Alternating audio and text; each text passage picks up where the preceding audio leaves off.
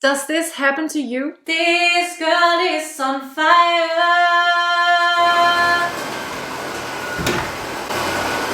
Hey! This girl is on fire.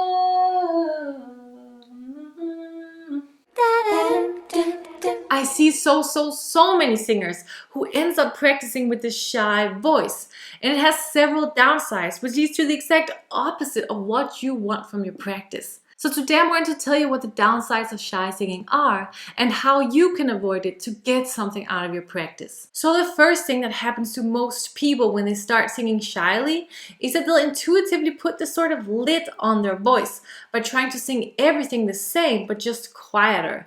And although quieter might not really seem like it can cause strain, this type is actually quite damaging. What happens is that in an effort to be quieter, the muscles around your voice box will tighten up intuitively to make your vocal tract smaller.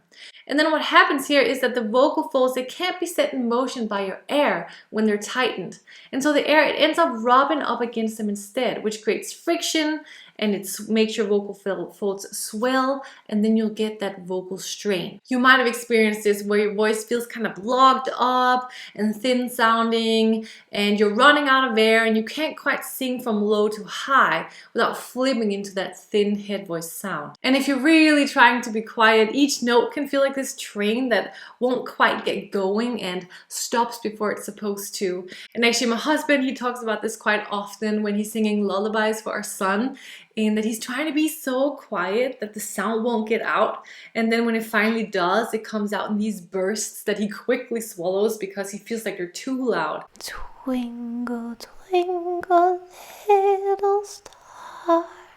Now I'm going to get into what you can do instead here in a moment, but first I'm going to share with you two other things that make shy singing bad for your voice. And the first one is that not only does singing with a shy, constricted voice hurt your voice, but it actually also makes it so that you're practicing wrong vocal technique. You see, your brain does not know whether what you're doing is right or wrong.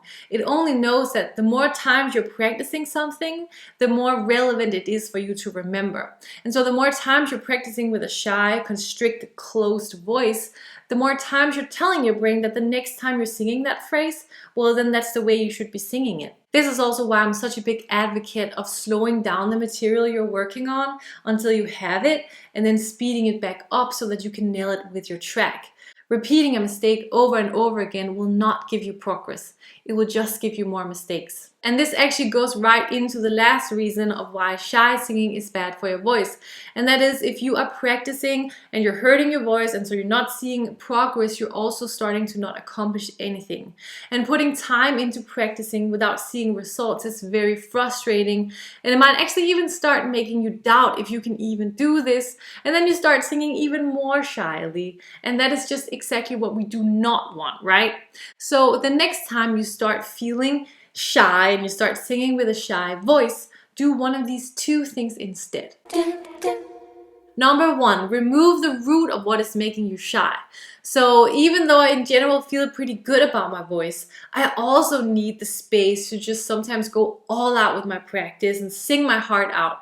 And that can be hard when I know that someone else is at home and that they can hear me. Believe me, I know that feeling quite well. So of course the obvious solution for me would be to practice at a time where my husband is not at home. But that's not always possible. He is home a lot. Sometimes I'll ask him to go for a walk and sometimes he'll say yes, but it is quite rainy and snowy here in Denmark where we live. So what we have found works for us is that I'll ask him to put on headphones, preferably noise-canceling headphones. And then he can listen to a podcast, he can get stuff done around the house. I don't really care what he's doing, as long as I know that he's listening to something else, he can't hear me, and then I can just practice and sing my heart out. Now, if this is not an option for you, or you just simply still feel shy when someone else is wearing headphones because you know that they're still there, I can totally understand how that is a valid feeling. Then there's actually a lot of other things that you need to practice as a singer that does not involve singing. And I do practice these even if I'm home all alone because they're so important. And this includes breathing exercises, exercises in time and pitch. So for example, I'll tap my foot along with the beat while clapping the rhythm of the melody to really get it nice and locked in. Or I'll play the melody on the piano to really get each note right. And then I'll hum along to feel how to produce those notes in my vocal folds. And actually, resonant humming is a great way to do vocal practice that's a little bit quieter, but still benefits your voice. Just remember to make it a nice, resonant, connected sound so that you really get something out of it. And then you can hum through your song, or you can hum through scales. That's really great.